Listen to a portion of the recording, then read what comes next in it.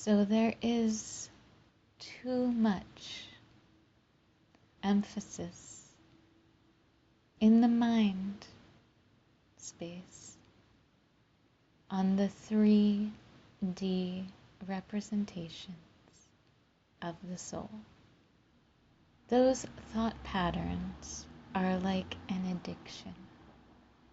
They feed that mind space that takes you to the past and the future.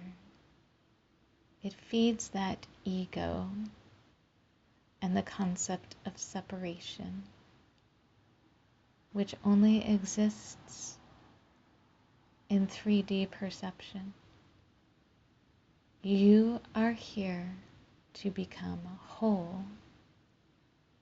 You are here to integrate your energy, your expansive soul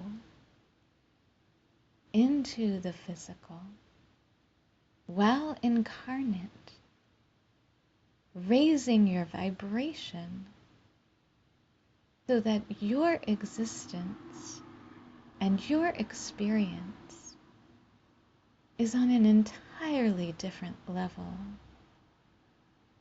than those operating in 3D awareness. Getting wrapped up in the physical representations of yourself is appealing because it is so emotionally charged. There are feelings involved. You feel good when things are good. You feel awful when you are separated or things are not good. However you perceive them. However, this is you. This is you, and this is a mirror to yourself. So, however you perceive things, it should be good. Even if you are in separation, it is good for you. It is what you need at that time to find your way onto the path that you need to be on. Separation is a necessary part of the journey. And the mind, through both separation and union, wants to remain focused on the other self. It wants to think about the great times. It wants to worry or wonder about the future. And none of that is the journey. None of that is why you are here, because you are here to be present in your moment to moment. You are here to realize the greater self, to align with that and embody that energy, raising the vibration of your physicality, living from a place of not ego, but oneness and wholeness, with or without union. This is possible and achievable, but it can only be done now, in the space you are in now, moment to moment, every second, minute that you spend in your own presence is you ascending. It's you aligning in with the energy of the soul. It's you raising the vibration of your physicality, your physical expression. It's you stepping away from the mind and ego that generally brings more pain and suffering than anything else. And it is you anchoring in, not only embodying in your physical mind, body, spirit self, the higher vibration, the soul level awareness of greater integration with all that is. You are not so separate from those around you as you thought you were. Starting to feel those around you, but not as much their feelings as it is in acceptance of their expressions here. If it weren't a challenge, everybody would already be there. Why is it a challenge? Really, it isn't. Really, it is, as has always been said, the easiest thing to do.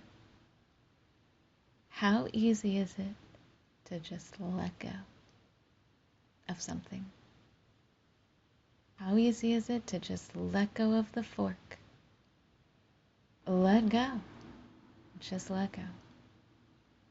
And you ask yourself, well, how am I going to eat? It's your choice to pick up the fork for its usefulness. But if you're just walking around holding a fork, someone is going to come up to you and say, let it go. Why are you holding on to that fork like that? There's no food around. It's a silly analogy, but it is true. You pick up the fork and use it when you need it, and you let it go when it's not in use. Carrying it around, holding on to something that you don't need at that time. There's no challenge in letting the fork go when you're not using it. There's no challenge in letting go of attachments, things that are not serving you, that you are not using actively at the moment. Letting go of the mind clutter, mind chatter, mind wanderings that take you nowhere except away from yourself, away from your now, away from your living space. Your living space is where you are keyed into what you are doing in a Zen zone moment. You are in it. The mind will rip you right out of that and take you to some place that does not even exist. And it will rob you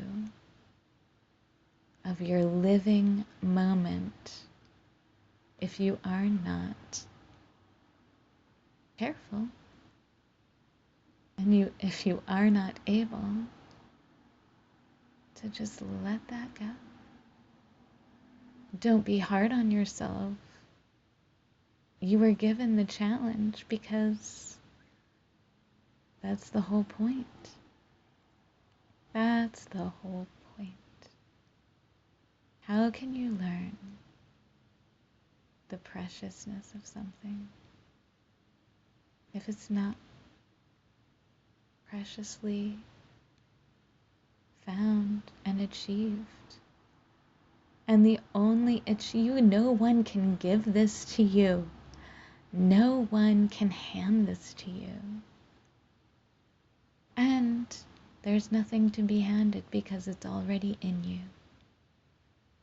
Realize that. Accept that your other incarnation, your other self, your other half, your divine counterpart, twin flame, however you want to term it, just accept that everything is what it is in the now moment. Appreciate it for what it is at any given moment. Whether separated, in union, in between, it's all a part of wherever you're at now. And just come into yourself. Feel your energy. Your other self resides with you at all times because you are the same soul. You are always one. Release the attachment to outcome. Of course, you may have your personal callings, your personal passions and projects, ways that you are going to help others, what have you. And of course, you want to achieve any goals that you have set there. However, that is different than the ultimate goal. Isn't the right term because it's a never-ending goal. It's different from the ultimate place of existence where you want to reside. Those things are things that you do as a light bearer, as a light anchorer, as a love bearer, love anchorer, as a healer, as a guide, what have you. Those things are action-based, and they are valid and important, not any less than sitting in the self and sitting in spirit and having that oneness experience. What ultimately should happen is that the two should coincide. So as you are aligning and coming into your wholeness, your passions and your projects and your personal goals bring you into that oneness space, zone you in to your now. They offer opportunities, not just for others, but for you as well. And that is when everything becomes very interesting. It becomes very blissful. It's just living in spirit and soul. And you are doing, but you are doing in oneness and in your zone, in your Zen state. It's beauty, it's high vibration, it's magic, absolutely. And it is joy you experience through your whole body, mind, and spirit, that glows out from you and that you share with others through whatever conduit you choose, in love and light. Be well. As always, thank you so much for listening and joining me here. You can always feel free to like, subscribe, hit the notification bell if you want to be notified of any new videos as they come out. And I did actually go ahead and start a Patreon, which is very small, but it is in the works, and it's sharing my twin flame journey with you, every detail as it happens. And also, I have started a Discord server so that we can all be a part of a supportive community that understands what each other is going through, because that's rare nowadays.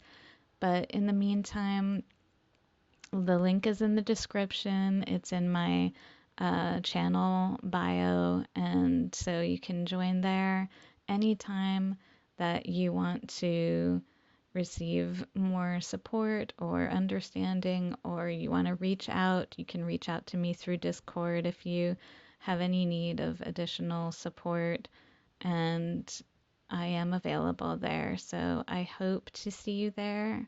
And if not, still have an amazing day or night, and much peace and love to you always.